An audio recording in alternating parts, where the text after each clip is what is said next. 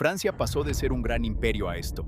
En 1900 estaba en la cima del mundo, con París considerada la capital cultural de Occidente y una economía que avanzaba gracias a la industria y el comercio. Pero en menos de 40 años banderas alemanas ondearían sobre el Arco del Triunfo.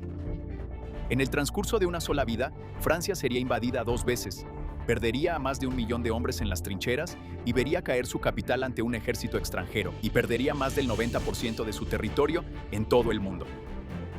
Y aún así, Francia seguiría siendo uno de los países más influyentes, ayudaría a construir la Unión Europea y se convertiría en una potencia nuclear, saliendo del siglo XX más peligrosa que el imperio que entró. Esta es la historia de la Francia moderna. El siglo XIX terminó con un periodo raro y prolongado de estabilidad para Francia, en contraste con la era revolucionaria que lo precedió. Fue parte de la amplia Belle Époque que se extendía por toda Europa. Crecimiento económico, expansión industrial, rápida modernización urbana. La Tercera República había perdurado desde 1870. Esta estabilidad permitió la planificación a futuro y proyectos estatales, incluyendo la reconstrucción del gran imperio colonial francés, que trajo riqueza y prestigio a la nación. Francia había producido figuras como Pasteur, quien fue pionero en la vacunación y la pasteurización y desempeñó un papel importante en las ciencias. Pero en contraste con este progreso, los monarcas y grandes potencias de Europa aún podían causar enormes repercusiones con sus disputas. Se estaba gestando una crisis y terminaría de la forma más desastrosa. Por un tiempo, parecía algo permanente. Progreso, prosperidad, una Francia confiada en su lugar como una de las potencias dominantes del mundo. Era un espejismo y estaba a punto de romperse a una escala que nadie hasta entonces había imaginado.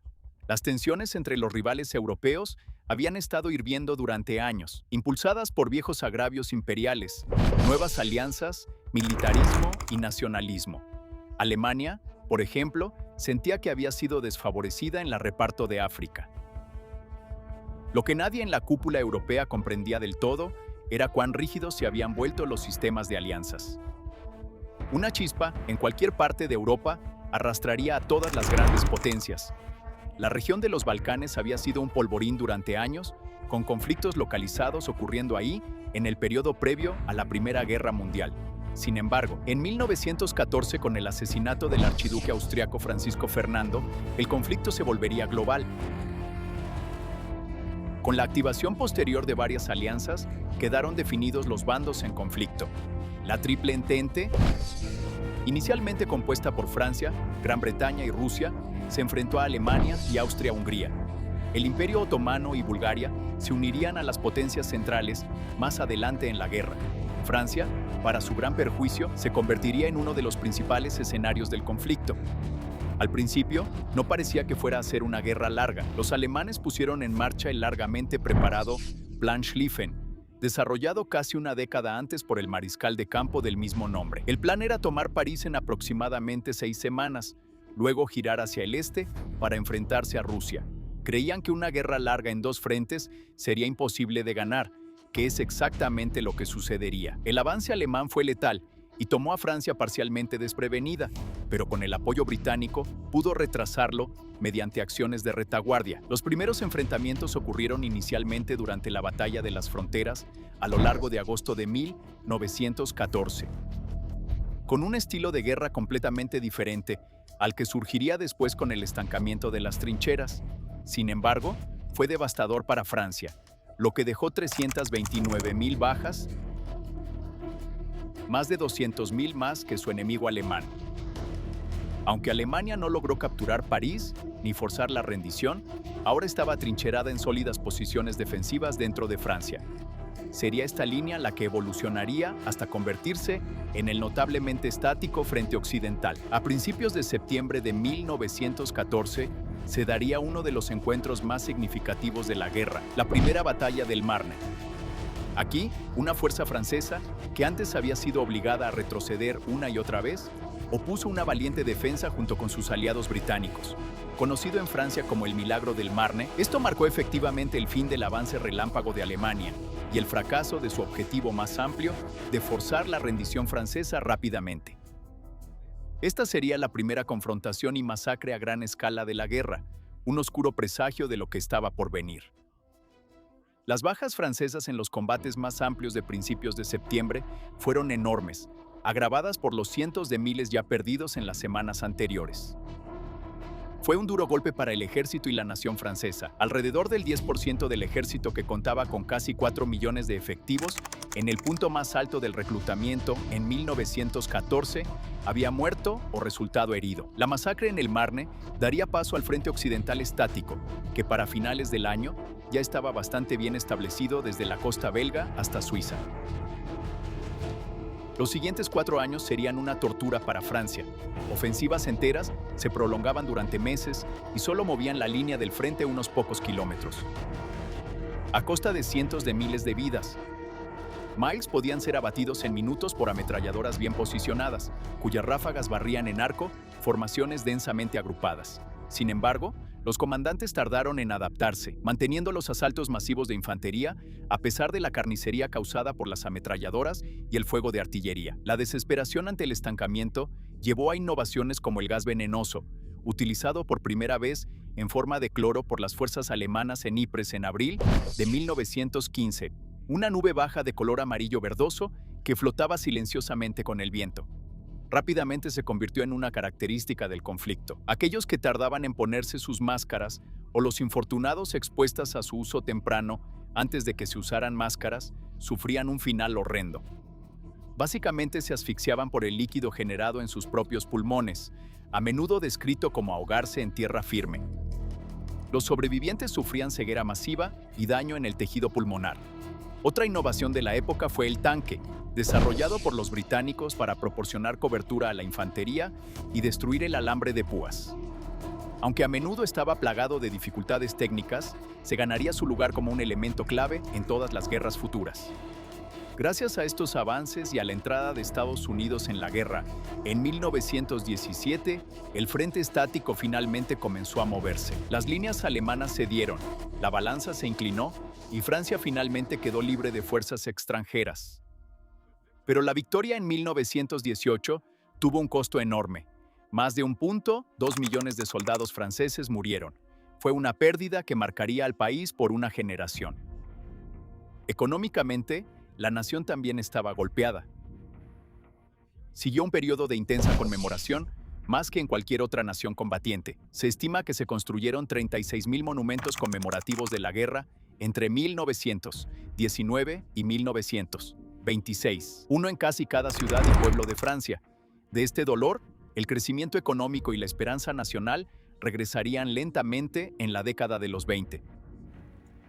Al igual que en Estados Unidos y gran parte de Europa, la década de los 20 fue una época de auge. El crecimiento económico apoyó la movilidad social y la cultura floreció. Pero, como en la Belle Époque, solo sería otro interludio. El primer golpe llegó con la Gran Depresión. Las ondas de choque globales no perdonaron a Francia. Siguió una recesión y aunque el país se salvó de la hiperinflación de Alemania, gran parte de la población sufrió dificultades durante los años 30. No habría respiro, algo mucho peor se estaba gestando en el horizonte. La depresión era solo la menor de las dos tormentas que ahora se cernían sobre Europa. La más grande se estaba formando a unos cientos de millas al este, y esta vez las advertencias no serían ignoradas hasta que fuera demasiado tarde. Serían ignoradas hasta que casi todo hubiera terminado. Para entonces, en Alemania, que también sufría las consecuencias de la depresión y sus propios problemas financieros, Hitler tenía el control absoluto. Su creciente militarización durante los años 30 alarmó a Francia y aceleró la construcción de la extensa línea Maginot. Esta línea defensiva que cubría gran parte de la frontera oriental de Francia era de última generación y estaba diseñada para detener o al menos retrasar cualquier fuerza invasora alemana. Sin embargo, no cubría completamente la ruta a través de las Ardenas y los Países Bajos, que se convertiría en el eje principal de la invasión alemana en 1940. A medida que las provocaciones de Hitler se intensificaron durante los años 30, incluida la anexión de Austria, la guerra finalmente estalló con su invasión a Polonia el 1 de septiembre de 1939, después de lo cual Gran Bretaña y Francia le declararon la guerra a Alemania en defensa de Polonia. Mientras las fuerzas alemanas estaban ocupadas en el este, Francia lanzó un avance limitado en el Sarre el 7 de septiembre, con 11 divisiones avanzando aproximadamente 8 kilómetros antes de detenerse. En teoría, la ventaja de los aliados era abrumadora.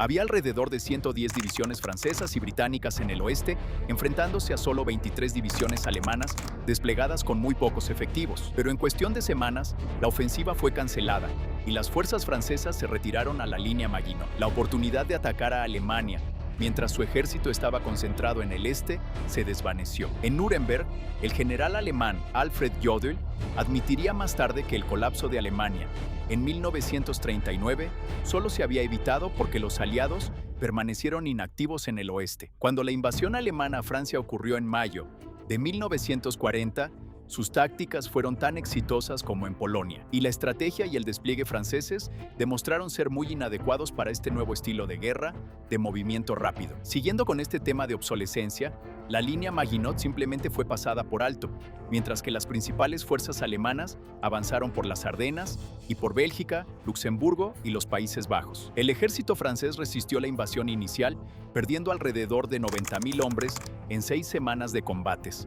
Para cuando las tropas alemanas entraron en París, el 14 de junio de 1940, la mayor parte de la ciudad ya había huido. 2 millones de personas se habían ido. Bulevares vacíos. Esto no sería una repetición de la Gran Guerra. Francia ahora era una nación ocupada, posiblemente en su punto más bajo desde las fases más oscuras de la Guerra de los 100 años. El país estaba dividido entre una zona ocupada por los alemanes, que cubría alrededor del 60% de su territorio, y una zona colaboracionista que conformaba el resto. Este gobierno de Vichy estaba dirigido por un envejecido héroe de la Primera Guerra Mundial, el general Béthon, y seguiría siendo una mancha en la conciencia francesa durante muchos años. Los primeros rayos de esperanza parecieron surgir cuando un exiliado de Gaulle hizo su famoso discurso por radio desde Londres en 1940.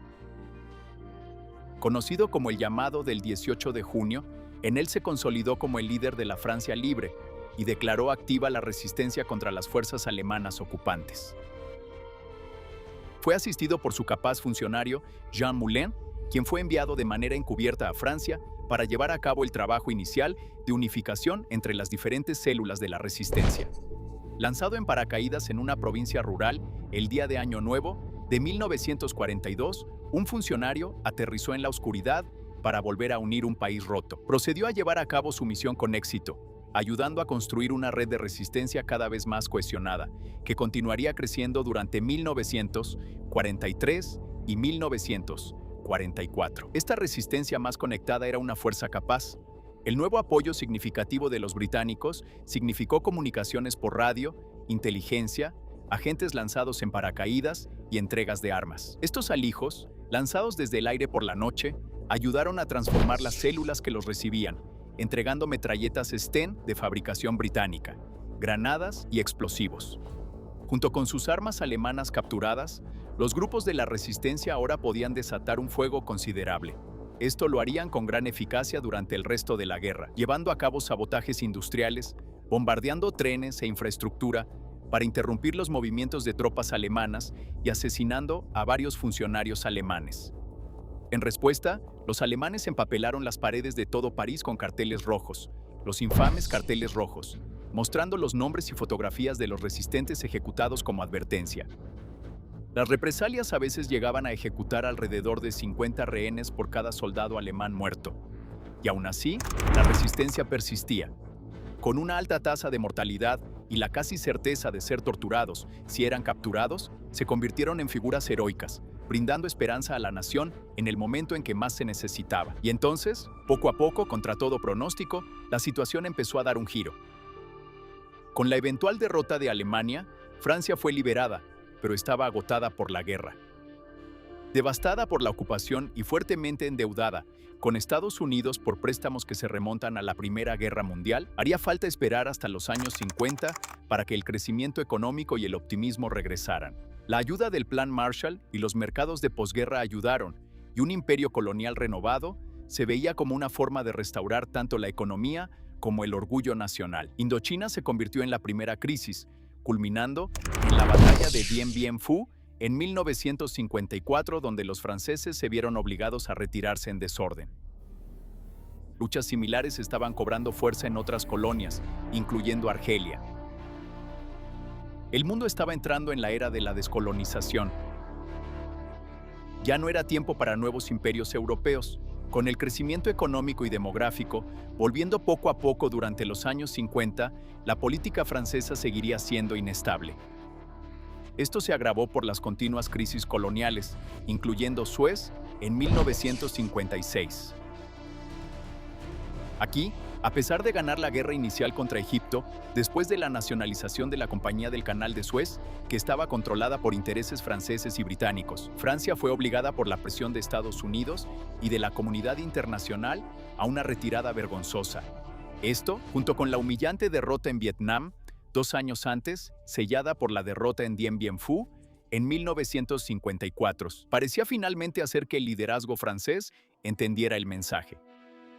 El imperio colonial de Francia ahora se estaba desmoronando rápidamente. Marruecos y Túnez obtuvieron su independencia en 1956 y en la década de 1960, a menudo llamada el Año de África, la mayoría de las colonias africanas subsaharianas de Francia también se independizaron. Después de la elección de De Gaulle como presidente en 1958, él procedió a otorgar la independencia a Argelia en 1962, poniendo fin a otra guerra sangrienta que había estado ocurriendo desde 1954. Al mismo tiempo, Francia buscó preservar su estatus como una gran potencia a través de las armas nucleares.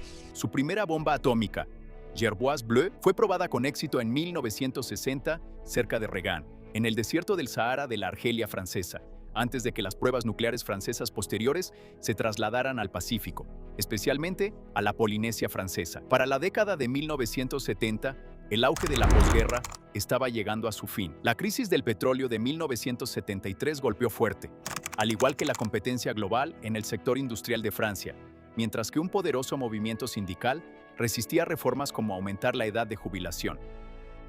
Las siguientes décadas se caracterizaron por problemas económicos intermitentes e inestabilidad política, junto con una integración más estrecha con la Unión Europea, formalizada oficialmente por el Tratado de Maastricht de 1992.